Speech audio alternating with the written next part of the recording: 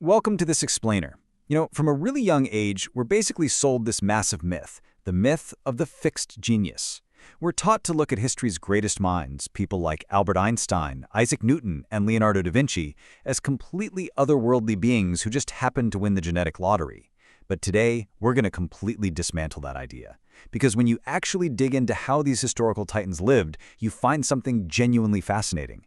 They weren't just born with some inaccessible level of raw intelligence. They built it.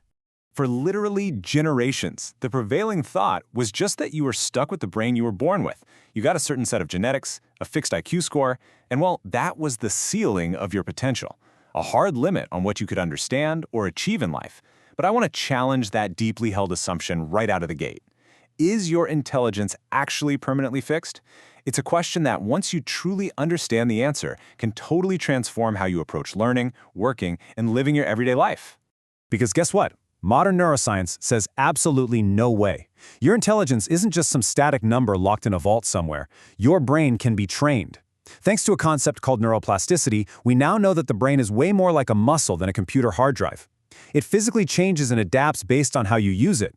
So in reality, a high IQ is essentially a habit stack that you can start building right now.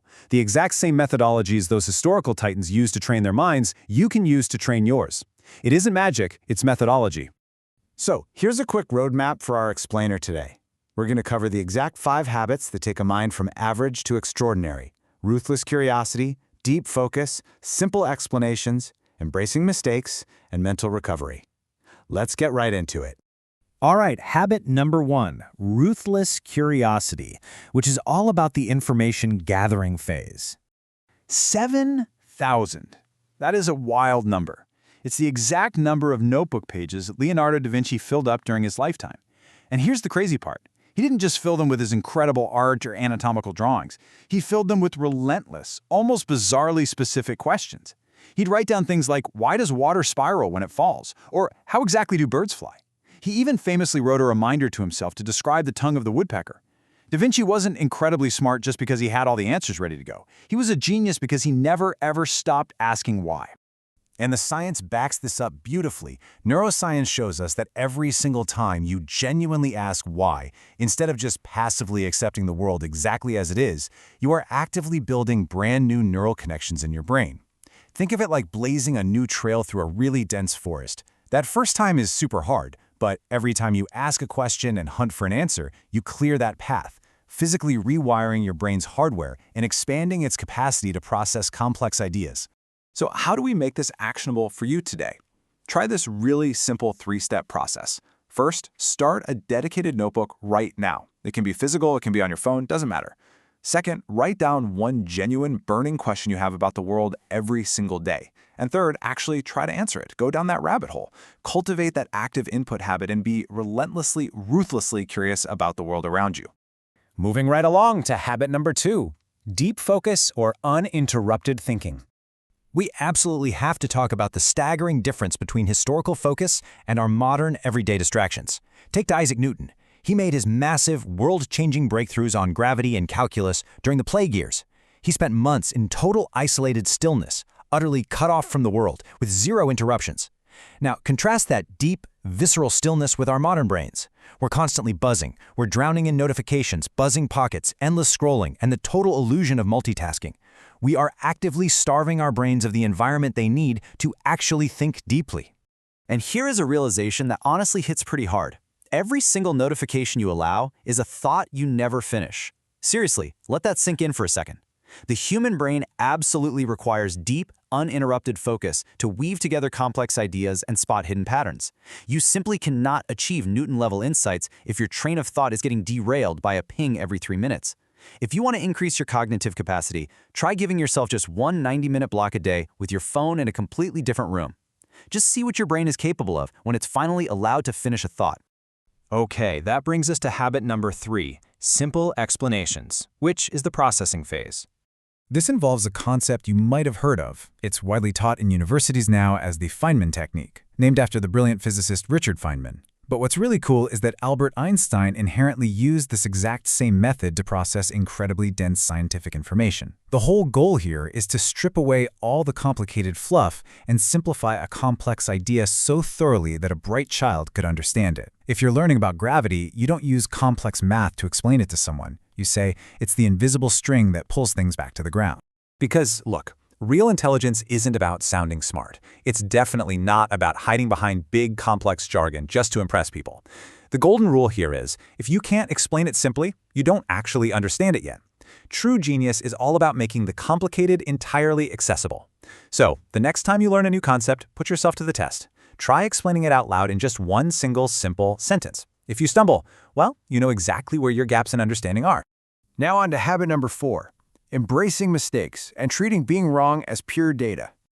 We have this bad habit of only looking at the polished, finished product of genius, right? Which gives us a totally skewed idea of how success actually happens.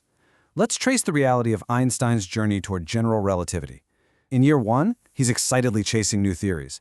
By year 3, he's enduring dozens of completely failed mathematical projects. By year 6, he is navigating what felt like an absolute decade of dead ends and intense frustration. It wasn't until year 10 that he finalized the theory that changed physics forever. Da Vinci abandoned dozens of unfinished projects. Newton's early theories were frequently totally wrong. This is a story of profound perseverance. Failure isn't a detour away from genius. It's quite literally part of the blueprint. The secret with these great minds wasn't that they somehow avoided mistakes altogether. That's impossible. It's that they treated being wrong as pure data, not a personal defeat. We all have fragile egos that want to be right all the time, of course, but high IQ thinking acts a lot more like an updating algorithm. It means you update fast when you realize you're wrong, instead of stubbornly defending your ego. The very moment you stop fearing being wrong, you unlock a superpower. You allow yourself to pivot, adapt, and learn significantly faster than everyone else around you. Which leads us to our 5th and final habit, mental recovery, the incubation phase. We've completely bought into this toxic modern idea that you have to grind 24/7 to be smart or successful. But the historical giants, they absolutely did not do that. Their biggest breakthroughs almost never happened while they were hunched over a desk. They happened in seemingly ordinary, relaxed environments, during a long walk, taking a hot bath, or in that hazy twilight right before you fall asleep.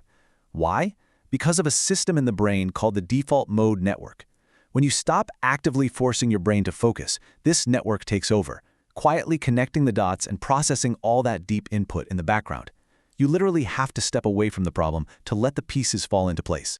So the absolute crucial takeaway here is this. Protecting your disconnected downtime is not laziness, not even a little bit. You should never feel guilty about taking a walk without your phone or just sitting in silence. Rest is the strictly required incubation phase where the actual insight happens. When you rest, your brain is still working tirelessly behind the scenes, brilliantly weaving together all the ruthless curiosity and deep focus you fed it throughout the day. So, let's bring this whole shebang together. Da Vinci, Newton, Einstein, they weren't some different magical species. They just trained differently. They systematically elevated their cognitive abilities by building up this exact habit stack. Maintaining an obsessive curiosity about the world, aggressively protecting their deep focus, demanding simple explanations of complex things, embracing their mistakes as necessary data, and prioritizing deep mental recovery to let those insights bloom. Genius really is a methodology. Understanding this blueprint is a great first step, but action is what's actually going to start rewiring your brain. So, I want to leave you with this final provocative thought to kickstart your own genius journey. Out of these 5 habits, which one are you going to start with today? Pick just one, take action, and start building your own brilliant mind.